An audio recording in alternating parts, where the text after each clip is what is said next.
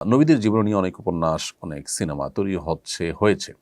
এগুলোর ফলে আম্বিয়া আলাইহিমুসসালাতু ওয়াসসালামের যে ব্যক্তিত্ব, তাদের মর্যাদা, সেটা কোনো ক্ষেত্রে হানি হওয়ার আশঙ্কা থাকে। তাদের ক্যারেক্টারে, তাদের চরিত্রে অনেকে অভিনয় করেন।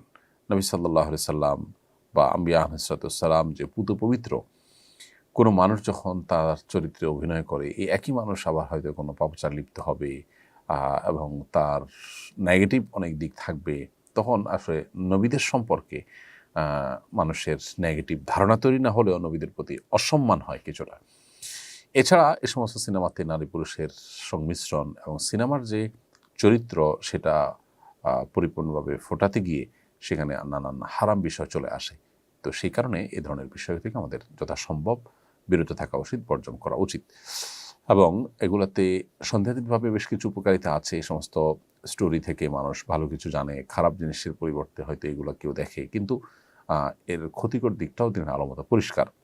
বিশেষ করে প্র্যাকটিসিং মানুষজন এগুলোর হাত ধরে অনেকে টেলিভিশন এবং বিভিন্ন ডিভাইসে হারাম জিনিসগুলো, হারাম ভিডিওগুলো, হারাম কন্টেন্টগুলো তারা দেখতে অভ্যস্ত হয়ে পড়েন, যেটা এর সাইড এফেক্ট এবং খারাপ দিকও বটে।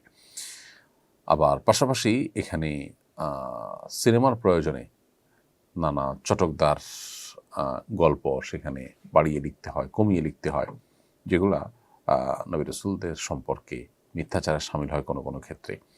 এই জন্য এক্ষেত্রে দায়িত্বশীল আচরণ আমাদের করা দরকার।